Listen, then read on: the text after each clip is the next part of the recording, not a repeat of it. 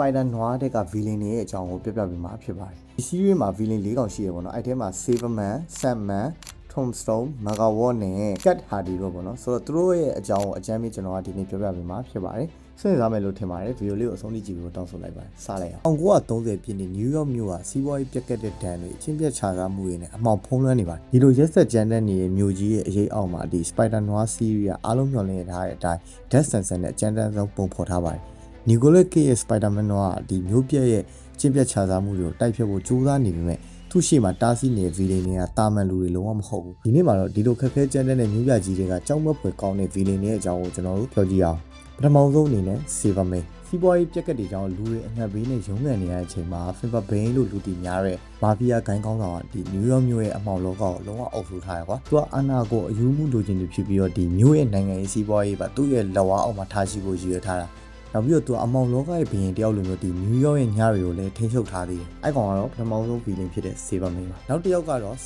Sandman ကိုကျွန်တော်တို့ဒီ Spider-Man ကားထဲမှာဆိုလို့ရှိရင်ထောင်ဖောက်ထွက်ပြေးနေဒီ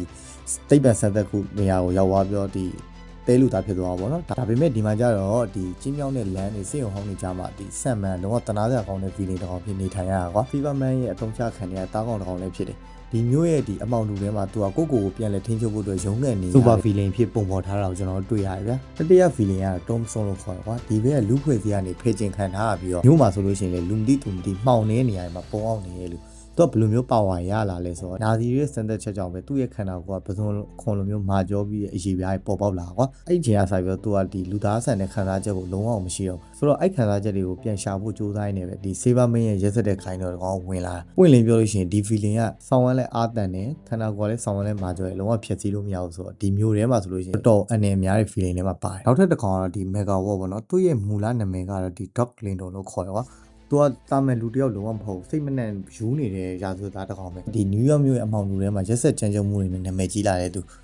စွမ်းရည်ဘယ်လိုမျိုးရလာလဲဆိုတော့ဒီရှင်းနေတဲ့ DNA ကိုအသုံးပြုပြုလုပ်ထားတဲ့တိတ်ပတ်စမ်းသက်ချက်တစ်ခုမှာသူကတားကောင်အဖြစ်ပါဝင်ပြီးတော့ဒီစမ်းသက်ချက်တွေကနေတစ်ချက်ဒီလျှက်စစ်စွမ်းအောင်ရခဲ့တာကွာဒီစွမ်းရည်တွေကပဲသူ့ရဲ့စိတ်ပိုင်းဆိုင်ရာတစ်ခုလုံးလွှမ်းမိုးထားရတော့သူကအမြဲတမ်းစိတ်လှုပ်ရှားနေပြီးတော့ဘာမှမဆိုလုပ်ရဲတဲ့အနေရှိတဲ့လူတစ်ကောင်ဖြစ်ပြောင်းလဲသွားတာနောက်ပြီးတော့ထူးဆန်းတာတစ်ချက်ကဒီကောင်က Saberman ရဲ့အာဏာအမြဲတမ်းမနာလို့ဖြစ်နေတာအခွင့်အရေးရရင်ရတယ်လို့ Saberman ကိုတစ္ဆာဖောက်ပြီးတော့ကိုယ်တိုင်နယူးယောက်မြို့ရဲ့အမောင်လောကအုပ်စိုးဖို့ကြံစည်နေတဲ့လူကဒီလိုမျိုးမတည်ငြိမ်တဲ့ဇယိုက်တွေကြောင့်ပဲဒီ Saberman အတွက်လည်းခေါင်းခိတ်စရာတစ်ခုဖြစ်ပြီးတော့ Spider နွားအတွက်လည်းအင်မတန်အနေများတဲ့ feeling တစ်ကောင်ဖြစ်ပုံပေါ်ထားတော့ကျွန်တော်တွေ့ရတယ်နောက်တစ်ယောက်ကတော့ကျွန်တော်အကြိုက်ဆုံးဖြစ်တဲ့ဒီ Cat Hardy လို့ခေါ်တဲ့ဒီ main လေးကွာဆိုတော့သူကဒီနယူးယောက်မြို့ရဲ့အာဏာရှိဆုံးရဲစက်ဆုံးမာဖီးယားဂိုင်းကောင်းဆောင်ဖြစ်တဲ့ဒီ Saberman ရဲ့ဇနီးကိုမြင်လိုက်တာနဲ့လှပတဲ့အမျိုးသမီးတစ်ယောက်လို့ထင်ရပေမဲ့သူ့ရဲ့မျက်လုံးထဲမှာတော့ဒီမျိုးကိုခြေလည်နိုင်တဲ့ဉာဏ်ရည်ဉာဏ်လေးတွေကရှိရကွာအပေါ်ရန်ကြည့်မယ်ဆိုလို့ရှိရင် Saberman ရဲ့ဘေးမှာနာခံနေတဲ့ဇနီးကောင်းတစ်ယောက်လိုပဲဒါပေမဲ့အမှန်တရားလုံးဝကွာခြားရကွာ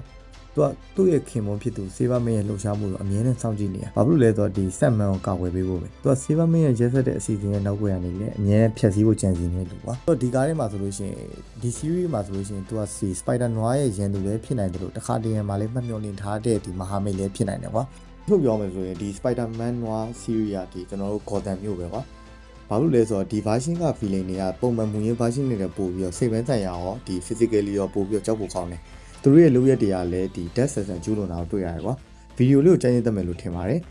နောက်ဗီဒီယိုတွေမှာကျွန်တော်ကဗီဒီယိုတစ်ကောင်ချင်းစီက detail လေးကိုပြောပြပေးမှာမို့လို့ကျွန်တော်ရဲ့ YouTube channel လေးကိုလည်း subscribe လုပ်မမေ့နဲ့ဘူးเนาะအားလုံးကျေးဇူးတင်ပါတယ်နောက်ဗီဒီယိုမှာပြန်တွေ့မယ် See you